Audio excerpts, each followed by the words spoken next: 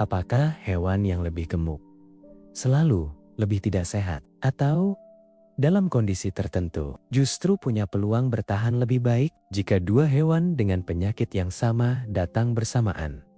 Satu ideal, satu kelebihan berat badan, mana yang akan lebih kuat? Dalam beberapa studi, jawabannya tidak selalu seperti yang kita kira. Fenomena ini dikenal sebagai obesity paradox. Bayangkan ini, sebuah laporan kasus dalam jurnal kedokteran hewan.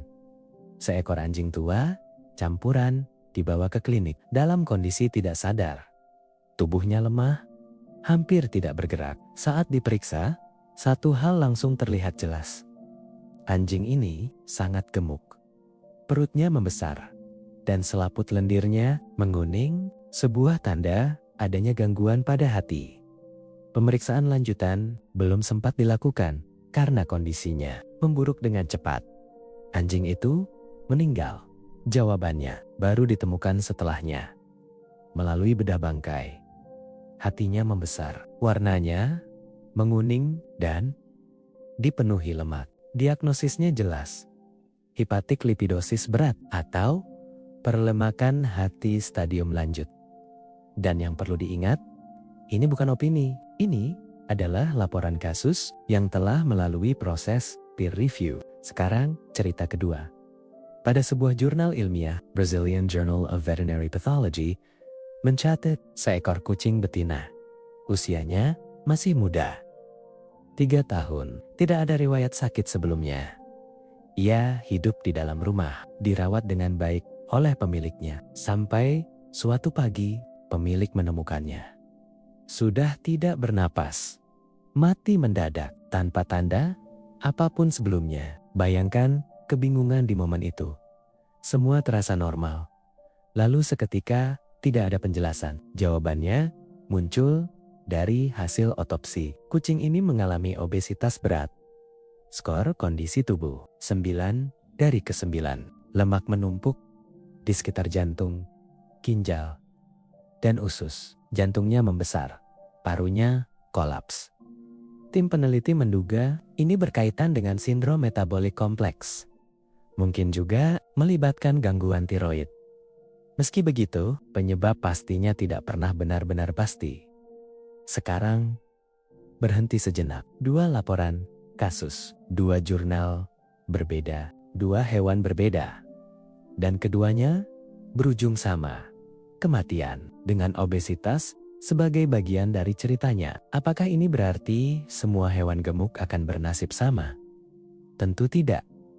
Tapi cukup untuk membuat kita bertanya. Lalu, pertanyaannya menjadi lebih besar. Jika obesitas begitu jelas muncul dalam 2 kasus ini, mengapa perdebatan tentang berat badan pada hewan masih terus berlangsung? Jika kelebihan berat badan selalu buruk, mengapa beberapa studi justru menemukan hasil yang lebih kompleks? Dan yang paling menarik, apakah kita sedang melihat realitas biologis yang sangat kontradiktif? Atau hanya cara manusia membaca data? Melalui persepsi dan asumsi mereka sendiri, untuk menjawabnya, kita harus keluar dari 2 kasus ini dan mulai melihat gambaran yang lebih besar. Sekarang, kita lihat lebih luas.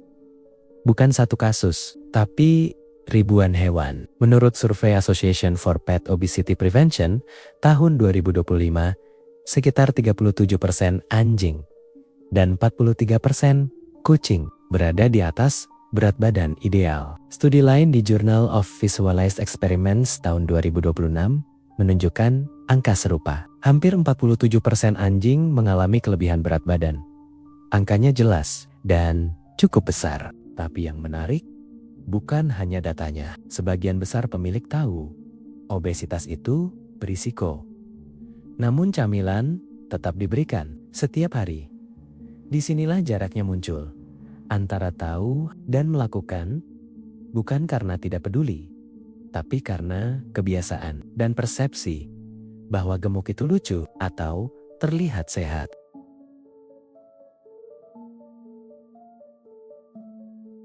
Sekarang, Bagian paling membingungkan, data yang saling bertolak belakang, studi di Journal of Veterinary Internal Medicine tahun 2019.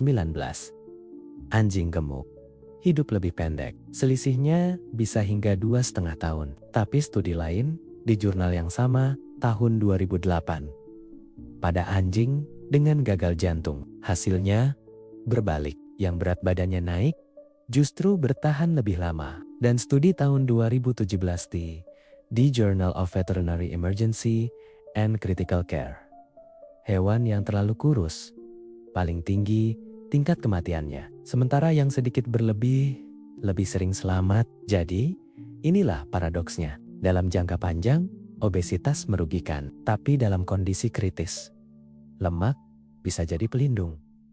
Lalu mana yang benar? Karena semuanya bergantung pada konteks.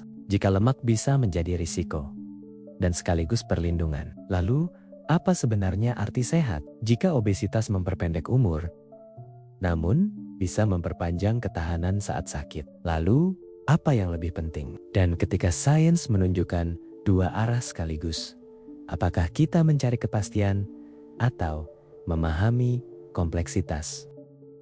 Tapi, paradoks ini tidak berhenti pada data medis. Ada dimensi lain yang ikut membentuknya. Sosial, menurut laporan media seperti The Guardian tahun 2021. Konten hewan peliharaan dengan tubuh gemuk cenderung mendapat perhatian lebih tinggi, lebih banyak dilihat, lebih banyak dibagikan, dan seringkali dianggap lebih lucu. Di sisi lain, dalam laporan yang sama, beberapa praktisi industri pakan hewan mencatat adanya pergeseran persepsi bahwa bagi sebagian pemilik, tubuh yang terasa berisi dianggap sebagai tanda sehat, padahal tidak selalu demikian dalam konteks medis. Disinilah muncul ketegangan yang halus antara apa yang secara emosional terasa menyenangkan dan apa yang secara biologis sebenarnya dibutuhkan. Dan keduanya tidak selalu berjalan searah. Jadi, jika sesuatu terlihat lucu dan membuat kita bahagia, apakah itu berarti baik bagi mereka? Jika persepsi kita tentang sehat dibentuk oleh apa yang sering kita lihat, lalu seberapa objektif penilaian kita sebenarnya? Dan ketika kasih sayang membuat kita memberi lebih, makanan, camilan, perhatian, apakah kita sesungguhnya memenuhi kebutuhan mereka atau hanya memenuhi perasaan kita sendiri? Jadi, setelah semua ini, dari kasus nyata hingga data yang saling bertolak belakang, apa yang bisa kita simpulkan? Mungkin tidak ada jawaban tunggal.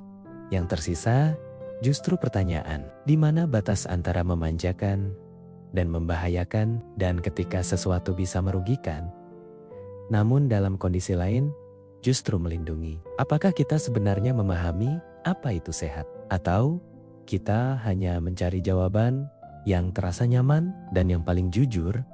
Saat kita merawat mereka, apakah kita bertindak untuk kebutuhan mereka atau untuk perasaan kita sendiri?